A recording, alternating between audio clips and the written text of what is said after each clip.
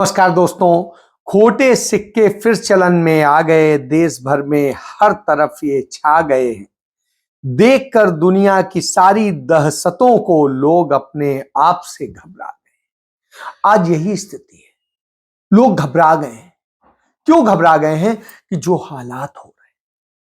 हमने अपने बच्चों को तैयार किया था कि वो जाएंगे और देश की सीमाओं पर देश की रक्षा करेंगे, देश के लिए शहीद होंगे या देश के लिए सम्मान पाकर उसको जीत दिलाकर वापस लौटेंगे। हमारी यह उम्मीद थी, लेकिन उस उम्मीद पर नरेंद्र मोदी ने पानी फेर दिया। सियाचिन में अग्निवीर गावते अक्षय लक्ष्मण शहीद हो गए। अक्षय लाइन ऑफ ड्यूटी पर तैनाती के दौरान शहीद होने वाले पहले अग्निवीर हैं, मगर उन्हें अब वो सम्मान नहीं मिलेगा जो अन्य जवानों को मिलता है। मतलब ये कि सेवा के समय न ग्रेच्युटी, न अन्य सैन्य सुविधाएं और शहादत में परिवार को पेंशन तक नहीं मिल पाएगी। ये सब मुमकिन केवल मोदी सरकार में हो रहा है कि एक बार सांसद या विधायक बनने वाले आजीवन पेंशन पा रहे हैं और देश के लिए जान देने वाले को मामूली सा मुआवजा देकर उन्हें अपने हाल पर छोड़ दिया जा रहा है। इन्हीं आशंकाओं को देखते हुए राहुल जी लगातार अग्निवीर योजना की मुखालफत करते रहे। उस वक्त मोदी सरकार के मंत्रियों ने राहुल जी की बातों पर ध्यान नहीं दिया, मगर हुआ वही जो राहुल जी ने कहा था। आपने भी बोला कि अग्निवीर देश को फायदा पहुंचाएगा, मगर हिंदुस्तान का युवा जो 4 बजे दौड़ता है, आर्मी में भर्ती होने के लिए दौड़ता है, वो आपकी बात से सहमत नहीं है। उनने हमसे कहा कि पहले हमें 15 साल की सर्विस मिलती थी, पेंशन मिलती थी, अब 4 साल के बाद हमें निकाल दिया जाएगा, कुछ नहीं मिलेगा, पेंशन नहीं मिलेगी। अब अग्निवीर गावते अक्षय लक्ष्मण अपनी जान गंवा चुके हैं। उन्हें वो सुविधाएं नहीं मिलेंगी जो एक शहीद जवान के परिवार को मिलती थी। सरकार अग्निवीर के साथ सौतेला व्यवहार कर रही है। जब एक जवान देश के लिए शहीद होता है तो उसके साथ एक पूरा परिवार तबाह हो जाता है। शहादत का मतलब न जानने वाले ही मुआवजे की बात करके जवान की शहादत को छोटा करते हैं। एक बार सांसद विधायक बनकर कोई व्यक्ति आजीवन पेंशन ले सकता है, तो एक जवान जो दुश्मन की गोली सीने पर खाता है उसे पेंशन देने से मना क्यों किया जा रहा है? मोदी जी, जवान अग्निवीर हो या फिर सैनिक, उसकी जान की कीमत मत लगाइए। देश के लिए सेना का हर एक जवान बेशकीमती है। वो जान देता है इस देश के लिए, बदले में बस परिवार को सहारा देने की उम्मीद तो रखी ही जा सकती है। कृपा करके देश के लिए सर्वोच्च बलिदान देने वाले में भेदभाव करना बंद करिए। वो अग्निपथ योजना ले आए। अग्निपथ, आग में चलो, और आग में चल के वाले को कहा गया अग्निवीर।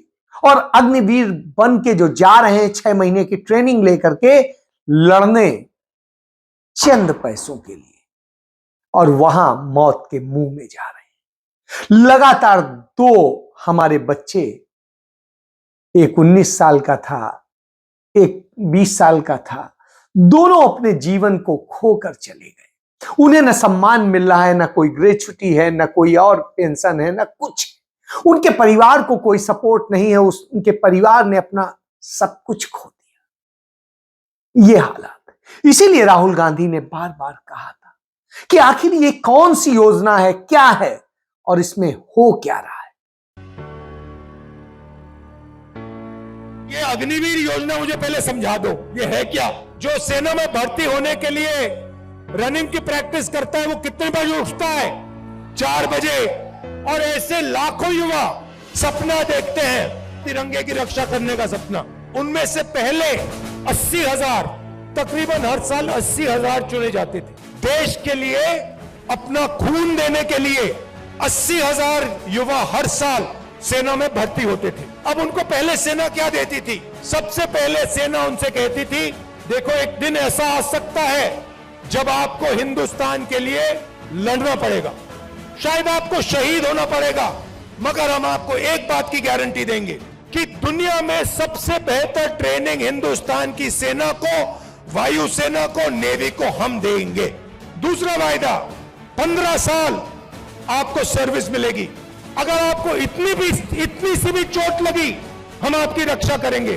तीसरा वायदा, आपने इस देश के लिए अपना पूरी की पूरी आपने जिंदगी दी, आपने अपने बच्चे दे दिए, माता पिता दे दिए, परिवार दे दिया, अपने सारे के सारे सपने दे दिए इस तिरंगे को रक्षा करने के लिए। ठीक है, हम आपको पेंशन देंगे।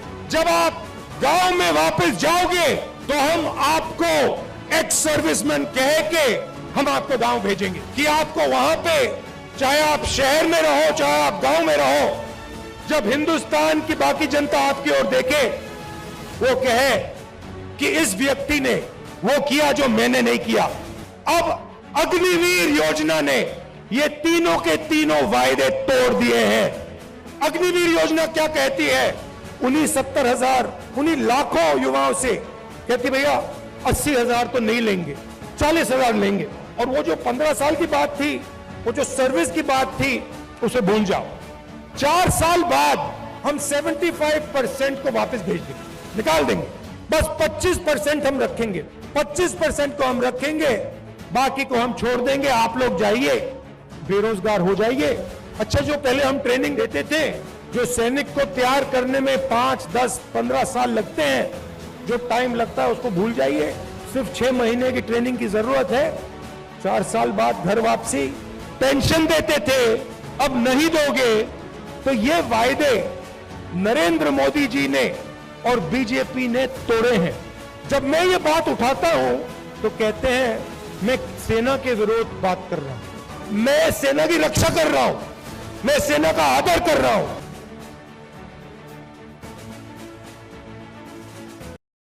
लेकिन उसका जवाब तो सरकार के पास नहीं है। इसके बाद में लगातार जिस तरह से हो रहा है वो अपने आप में चिंताजनक है। इसको लेकर के कांग्रेस पार्टी के सैन्य सेल के प्रमुख कर्नल चौधरी ने बताया कि इतनी बड़ी लड़ाई में ऑल वेदर लड़ने के लिए आप भेज दे रहे हैं, उसके लिए एक ट्रेनिंग का प्रोसेस होता है। देश की सुरक्षा प्रणाली के साथ मोदी सरकार खिलवाड़ कर रही है और बार बार करती जा रही है। यह महत्वपूर्ण मुद्दा उठ के आता है कि क्या अग्निवीर 6 महीने की ट्रेनिंग के बाद क्या वो बैटल हार्डेंड सोल्जर हैं या नहीं है? रेगुलर आर्मी का सोल्जर 1.5 साल की ट्रेनिंग करता है और उसके बाद 6 साल तक यूनिट में और बाहर जाकर कई कैडर्स करता है, तब जाकर वो बैटल हार्डन्ड और ऑल वेदर सोल्जर बन पाता है कि वो सियाचिन या फिर नॉर्थ ईस्ट में, अरुणाचल में, डेजर्ट में कहीं पे भी डिप्लॉय किया जा सके। लेकिन 6 महीने की ट्रेनिंग के बाद हम अगर ये उम्मीद रखें कि 17.5 साल की उम्र में भर्ती होने वाला जवान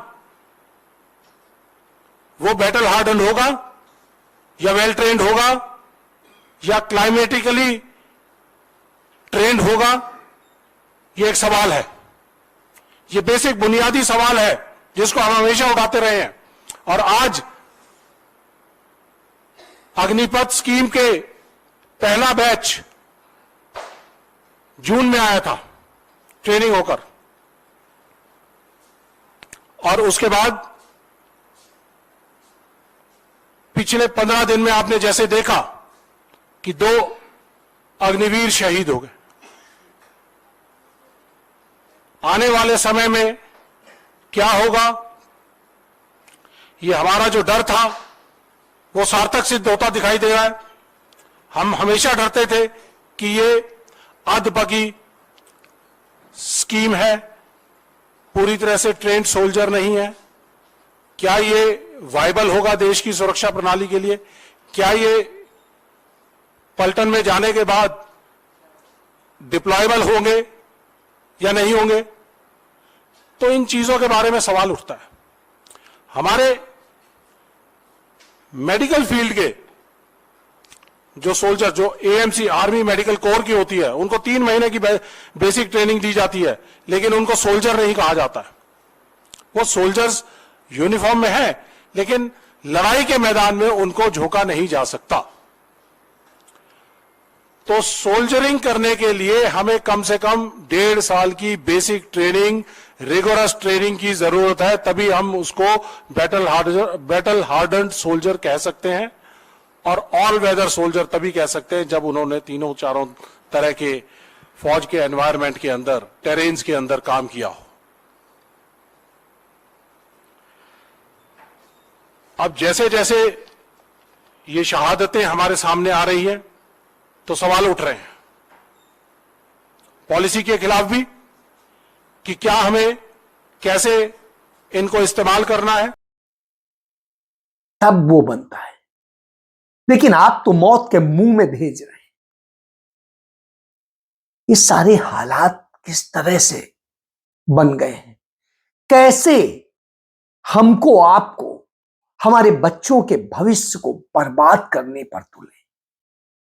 बावजूद इसके हमारे प्रधानमंत्री चुप्पी साधे हुए, एक शब्द नरेंद्र मोदी के मुंह से नहीं निकल रहा है। इतना बोलते हैं, हर समय बोलते हैं, कुछ भी बोलते हैं, अन्न बंड बोलते हैं, लेकिन शहीद होते हमारे बच्चों के लिए एक शब्द नहीं, एक उनके लिए श्रद्धांजलि नहीं। वो कहां बोलेंगे? वो तो ठगों का एक सरगना है, और ठगों का सरगना इसलिए कह रहा हूं कि पीएम केयर फंड के नाम पे, जो सरकारी नहीं है, उसके नाम पर किस तरीके से लूट हुई है, किस तरीके से हजारों करोड़ रुपया इस देश के लोगों का, देश के बाहर के लोगों का, चीनी कंपनियों का, सबका हजम कर जाया गया है। उसको gov.in जो गवर्नमेंट की साइट को मिलता है, वह उसे डोमेन दिया गया। जिस तरीके से उसे किया गया वो अपने आप में खतरनाक है। तो यह नरेंद्र मोदी का खेल है, लूट का खेल, जिसमें सरकार खुद शामिल है, खुद प्रधानमंत्री शामिल है। और इसी खेल में नहीं सब कुछ रुकता है, उनके अपने लोग भी ठगों का वो चला रहे हैं। पीएमओ के अधिकारी बन के इस देश के अंदर लूटने का, इस देश की सूचनाएं और सब कुछ बर्बाद करने का काम चल रहा है। मोदी सरकार में ठग चोर उचक्कों की मौज है। सबने मिलकर सरकारी तंत्र का मजाक बनाकर रख दिया है। कोई भी ऐरा गैरा शख्स खुद को पीएमओ का अधिकारी बताकर मौज काटता है, लोगों से ठगी करता है। इतना ही नहीं, सुरक्षा बलों तक को मूर्ख बना देता है। सबसे बड़ा सवाल यही है कि पीएमओ प्रधानमंत्री कार्यालय है या ठगों का अड्डा।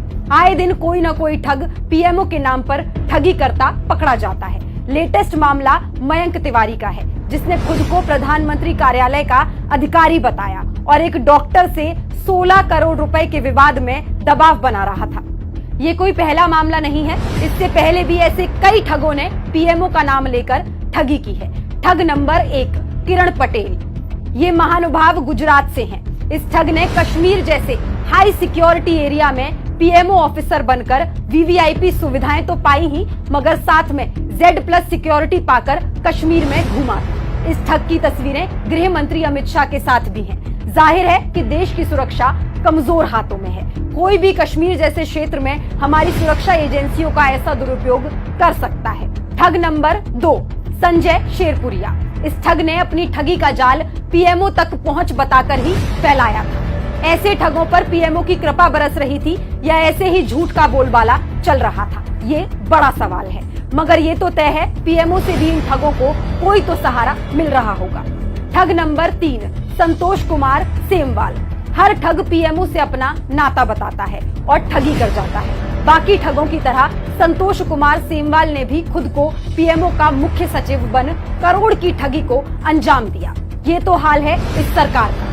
ठग नंबर 4 वासुदेव निवृत्ति तायदेव, वासुदेव निवृत्ति तायदेव भी खुद को पीएमओ का अधिकारी बताकर सामाजिक कार्यक्रम में धौंस जमा रहा था। ये ठग तो यहाँ तक कह रहा था कि पीएमओ के लिए गोपनीय काम कर रहा हूँ, मगर जनता की तत्परता से ठग की ठगी पकड़ी गई। शिकारी खुद यहाँ शिकार हो गया। ठग नंबर 5 मयंक तिवारी, जब इतने ठग पीएमओ का अधिकारी बनकर जनता और सरकार को चूना लगा रहे थे, तो भला मयंक तिवारी भी कैसे पीछे रहते। मयंक तिवारी ने अग्रवाल हॉस्पिटल के मालिक को धमकी देकर कहा था कि वह दूसरे अस्पताल के साथ अपने 16 करोड़ रुपए का विवाद निपटा लें। पीएमओ के नाम पर ठगी के मामले बढ़ रहे हैं। वैसे नरेंद्र मोदी भी जुमलों की ठगी कर पीएमओ तक पहुंचे हैं। ऐसे में मामलों का बढ़ना कोई हैरानी की बात नहीं है, लेकिन ऐसे मामलों का बढ़ना राष्ट्रीय सुरक्षा को दांव पर लगा रहा है, देश को खतरे में झोंक रहा है। ऐसे ठगों का जाल भाजपा के संरक्षण के बिना नहीं फैल सकता। भाजपा का संरक्षण ही ऐसे ठगों को बढ़ावा दे रहा है। गृह मंत्री अमित शाह के साथ ठग किरण पटेल की तस्वीर उस संरक्षण का सबूत है। यानी साफ है कि इन ठगों की बीजेपी से साठगांठ है और इसी का फायदा उठाकर वे करोड़ों की ठगी कर लेते हैं। आप भी सोचिए कि कैसे यह ठगों का देश बना दिया है। और ठगी इसी जगह तक नहीं सिमटती। इस देश की जनता पिछले 9.5 साल से ठगी जा रही है। देश को कर्जदार बना दिया है, देश को भुखमरा बना दिया और न जाने क्या क्या बना दिया है। यही वजह है अब लोगों का भी गुस्सा फूटने लगा है। डंका बेरोजगारी में, भुखमरी में, बृजभूषण, चिन्मयानंद, कुलदीप सिंगर, कितने कितने बलात्कारी बैठे वहां पे जो मसाज करवाते थे लड़कियों पे। किसान मर गए, 750 किसान मर गए। वो देखा किसी ने? वहां पे मणिपुर में बेटियां नंगी हो रही थी, बलात्कार हो रहा था, उसके भाइयों को मार दिया गया। और वो सीमा हैदर 4 बच्चों को इंडिया में लेकर आ गई, वो पाकिस्तान से कूद के। मोदी जी क्यों नहीं बोलते इस मुद्दे पे? इतना बड़ा झूठा प्रधानमंत्री कई देश में नहीं मिलेगा, ना कभी आया। मोदी कहाँ से शेर है यार? वो बकवास बकवास बकवास बकवास, कोई शेर नहीं है। मोदी भ्रष्टाचारी है, अकेला भारी नहीं, मोदी भ्रष्टाचारी है। उसने देश में भ्रष्टाचार फैला दिया। अब अपने मित्रों को लोन दे रहा है जो जनता को टैक्स के रूप में भरना पड़ रहा है। हर आदमी के ऊपर बोझ डाल रखा उसने, कर्ज का, टैक्स का जोर। जीएसटी बढ़ा दी, 11% और जीएसटी बढ़ा दी। 2.5 लाख करोड़ अडानी को लोन दे दिया।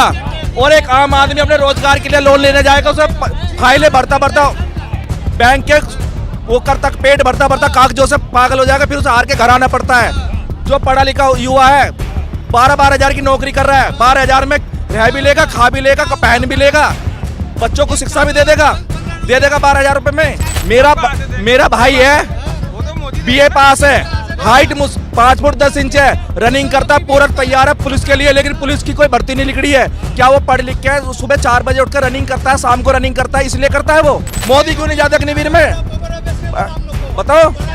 अग्निवीर 2 साल के लिए जाएगा बंदा, क्यों जाएगा? 2 साल के लिए पढ़ाई करी है उसने, 20 साल पढ़ाई करी है। 15-20 साल बच्चा पढ़ाई करता है, क्या वो 2 साल की नौकरी के लिए करता है? डंका बेरोजगारी में, भुखमरी में, कांग्रेस राज में 55,000 करोड़ कर्जा हुआ 70 सालों में, 75 सालों में, और 1,55,000 करोड़ मोदी राज में हुआ।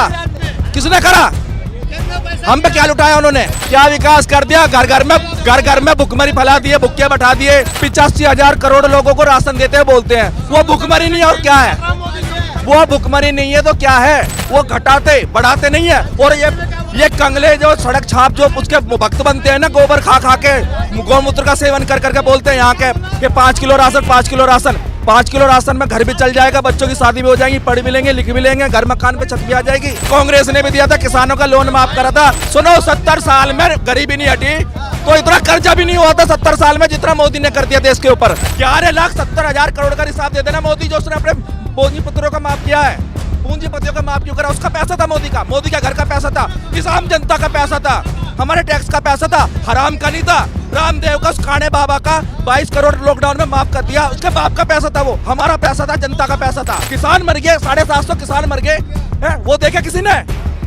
मोदी ने लाशों के ऊपर राजनीति करी है और कुछ नहीं करा उसने। वहाँ पे मणिपुर में बेटियां नंगी हो रही थी, बलात्कार हो रहा था, उसके भाइयों को मार दिया गया। और वो सीमा हैदर 4 बच्चों को इंडिया में लेकर आ गई, वो पाकिस्तान से कूद के। सीमा हैदर का मुद्दा, वो मुद्दा 80 दिन बाद सोशल मीडिया पे आने के बाद, जो यूट्यूब फेसबुक पेज है इन पे मीडिया में आया, जब जाके मुद्दा उठा। मोदी जी क्यों नहीं बोलते इस मुद्दे पे? बृजभूषण, चिन्मयानंद, कुलदीप सिंगर, कितने कितने बलात्कारी बैठे वहाँ पे जो मसाज करवाते थे लड़कियों पे। भगवा पैर के संसद में बैठे हैं जो बेटियों पे मसाज करवा रहे थे। मोदी जी कहते हैं मैंने चाय बेची, 40 साल मैंने भीख मांगी, 40 साल राजनीति में हो गए, अब स्कूल कब गए, राजनीति कब कर ली, भीख कब मांग ली? बताओ। इतना बड़ा झूठा प्रधानमंत्री कई देश में नहीं मिलेगा, ना कभी आया। नया पार्लियामेंट बन गया और उसमें क्या कह रहे हैं, मंदिर बन गया। उस मंदिर में कटमुल्ले तुझे अभी काट दूंगा, वो आतंकवादी उस मंदिर में ऐसी बात कर रहे हैं बीजेपी के रमेश बिदोड़ी सांसद। लोग इस पर आवाज उठाने लगे और उन आवाज को समझने की जरूरत है।